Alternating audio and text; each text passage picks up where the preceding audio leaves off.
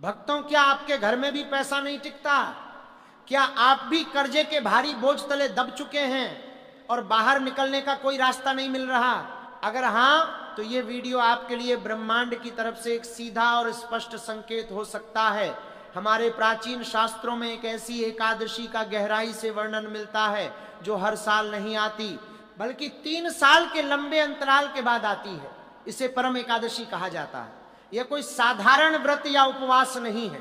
पुराणों के अनुसार कुबेर देव ने स्वयं भगवान शिव से इस विशिष्ट दिन का गुप्त रहस्य जाना था और उसी के बल पर वे देवताओं के कोषाध्यक्ष बने। लेकिन इस बार वर्ष 2026 में परम एकादशी की सही तारीख को लेकर लोगों के बीच एक बहुत बड़ा भ्रम और भारी संदेह फैल गया है।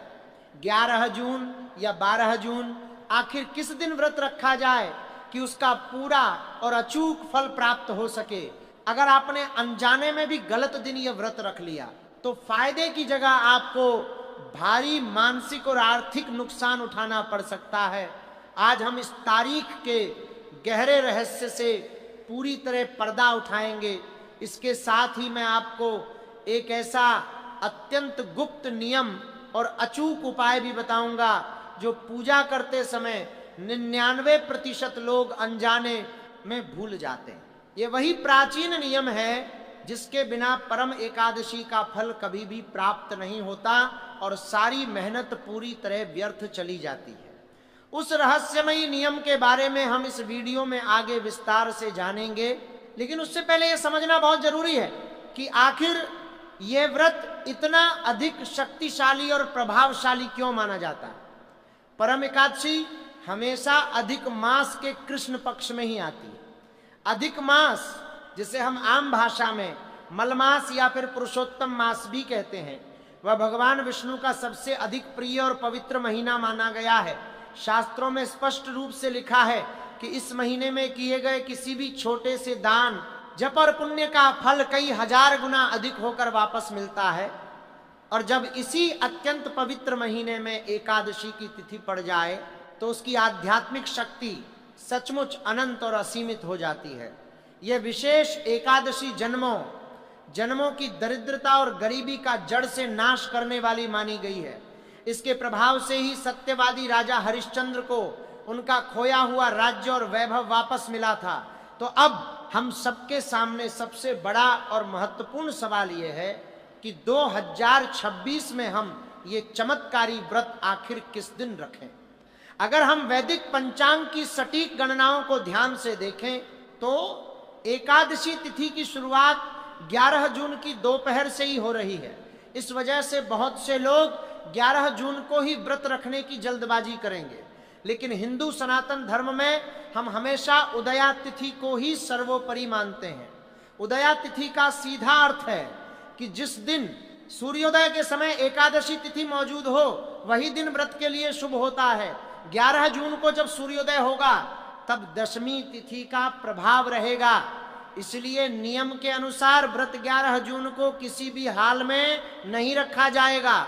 शुद्ध रूप से और पूर्ण फलदायी परम एकादशी का यह महाव्रत 12 जून 2026 को ही रखा जाएगा।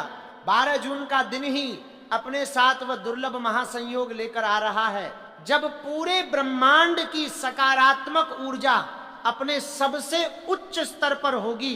इस विशेष दिन व्रत रखने और अगले दिन पारण करने का एक बहुत ही सटीक और वैज्ञानिक समय होता है। पारण 13 जून की सुबह के समय किया जाएगा, जिसका शुभ मुहूर्त हम आगे जानेंगे। अब हम बात करते हैं उस विशेष और अचूक पूजा विधि की जो इस दिन को इतना खास और असीमित शक्तिशाली बनाती है।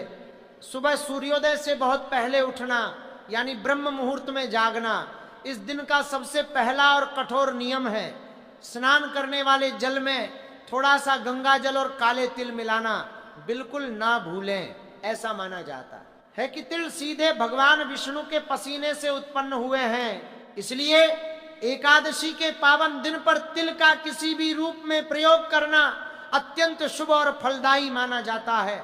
स्नान के बाद बिल्कुल स्वच्छ और धुले हुए वस्त्र धारण करें और सबसे पहले सूर्य देव को अर्घ्य देकर जल अर्पित करें। इसके तुरंत बाद अपने घर के पूजा घर या मंदिर की बहुत अच्छी तरह से सफाई करें। वहां एक लकड़ी की छोटी चौकी रखें और उस पर एक साफ पीला कपड़ा बिछाकर भगवान विष्णु और माता लक्ष्मी की सुंदर प्रतिमा या तस्वीर को स्थापित करें।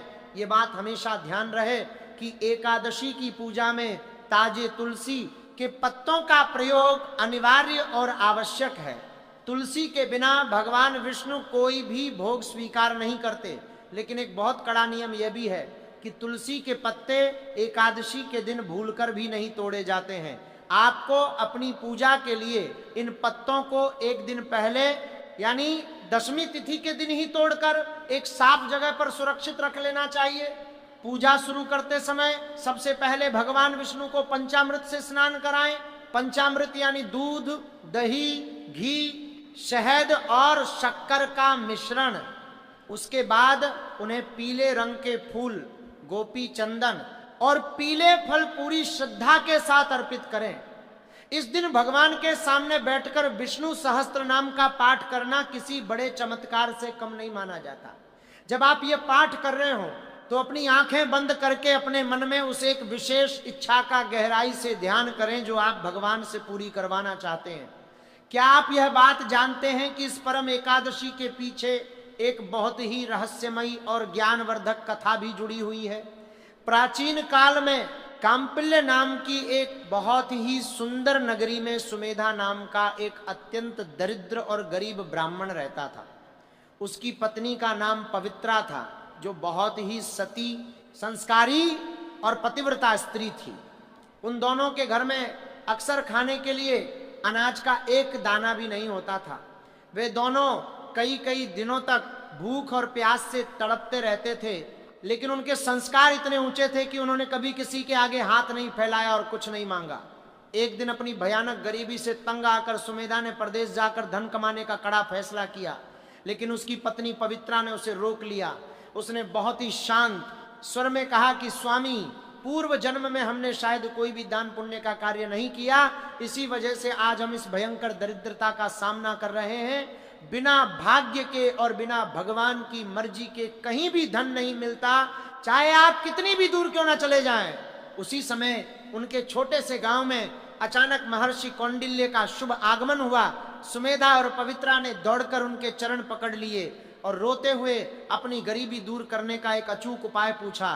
तब महर्षि ने उन्हें शांत किया और अधिक मास में आने वाली इसी परम एकादशी के असीम प्रभाव के बारे में विस्तार से बताया।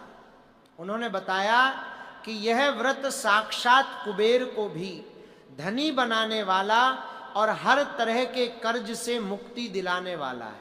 सुमेधा और पवित्रा ने महर्षि के बताए अनुसार बिना किसी लालच के पूरी निष्ठा और विश्वास के साथ परम एकादशी का कठोर व्रत किया। उन्होंने रात भर जागरण किया और भगवान विष्णु के भजनों और मंत्रों का गायन किया। अगली सुबह जब वे उठे तो उन्होंने जो देखा उस पर उन्हें बिल्कुल विश्वास नहीं हुआ। उनका टूटा फूटा झोपड़ा एक बहुत विशाल और सुंदर महल में बदल चुका था। उनका पूरा घर स्वर्ण, आभूषणों और धन धान्य से पूरी तरह भरा हुआ था।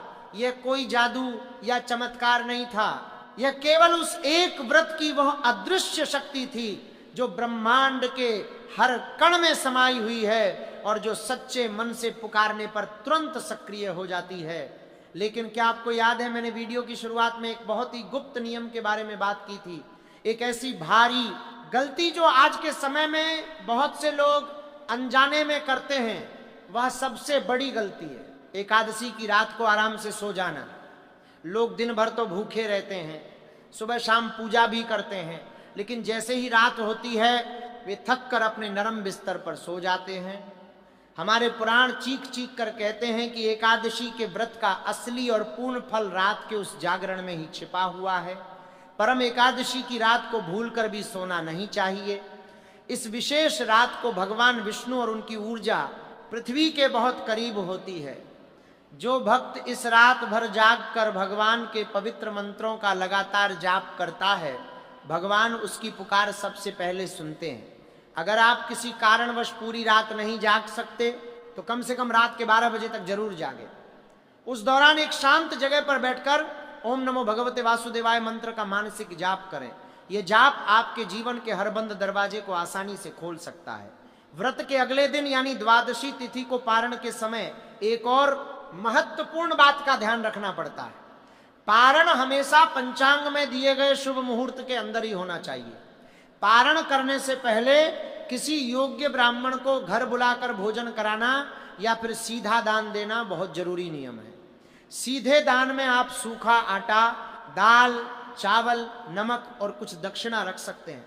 बिना दान किए अगर आपने व्रत का पारण कर लिया तो आपका व्रत अधूरा रह जाता है और उसका पूरा फल कभी नहीं मिलता। इस दिन चावल खाने की सख्त मनाही होती है। ये तो लगभग सभी लोग जानते हैं, लेकिन बहुत कम लोग ये गहराई से जानते हैं कि इस दिन किसी की पीठ पीछे बुराई करना, झूठ बोलना या किसी कमजोर पर क्रोध करना आपके बनाए हुए सारे पुण्य तुरंत नष्ट कर सकता है।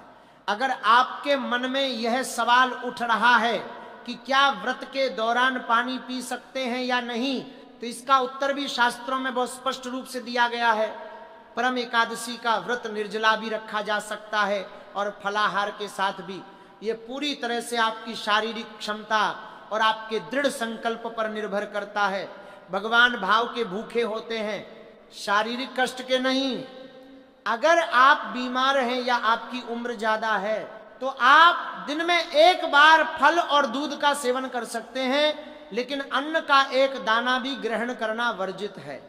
इसके अलावा एक और बहुत ही अचूक उपाय मैं आपको बताता हूं। एकादशी की शाम को तुलसी माता के सामने एक घी का दीपक जरूर जलाएं, लेकिन ध्यान रहे कि दीपक जलाते समय तुलसी माता को स्पर्श बिल्कुल ना करें। उस दीपक की लौ में साक्षात माता लक्ष्मी का वास होता है, जो सीधे आपके घर की दिशा में सकारात्मक ऊर्जा प्रवाहित करती है। जब आप तुलसी माता की परिक्रमा करें तो मन ही मन ये प्रार्थना करें कि हे माता, जिस तरह आप भगवान विष्णु को अत्यंत प्रिय हैं, उसी तरह हमारे घर में भी सुख और शांति का वास हो। परम एकादशी का यह दिन सिर्फ भूखे या प्यासे रहने का दिन बिल्कुल नहीं है। यह अपने अंदर की तमाम बुराइयों को हमेशा के लिए खत्म करने और परमात्मा के साथ एक बहुत ही गहरा अटूट संबंध बनाने का विशेष दिन है। यह दिन आपको अपने हाथों से अपनी भाग्य की रेखाओं को बदलने का एक सुनहरा मौका देता है। 12 जून 2026 की उस पवित्र सुबह को एक सामान्य सुबह समझने की भारी भूल मत कीजिएगा। ये आपके जीवन का वह निर्णायक मोड़ हो सकता है जिसके लिए आप सालों से दिन रात प्रार्थना कर रहे थे। अपने मन को पूरी तरह शांत रखें, अपने इष्ट देव पर अटूट विश्वास रखें और उस सर्वशक्तिमान की शरण में पूरी तरह से चले जाएं। वह आपकी हर पीड़ा, हर आंसू और हर तकलीफ को बहुत अच्छी तरह समझता है। बस जरूरत है तो बिना किसी संदेह के एक सच्चे और पवित्र मन से उन्हें पुकारने की। यह मौका 3 साल में एक बार आता है। इसे अपने हाथ से यूं ही व्यर्थ मत जाने दीजिए। अपनी पूरी ऊर्जा और निष्ठा के साथ इस परम व्रत को धारण कीजिए और अपने जीवन में आने वाले अद्भुत बदलाव को स्वयं महसूस कीजिए।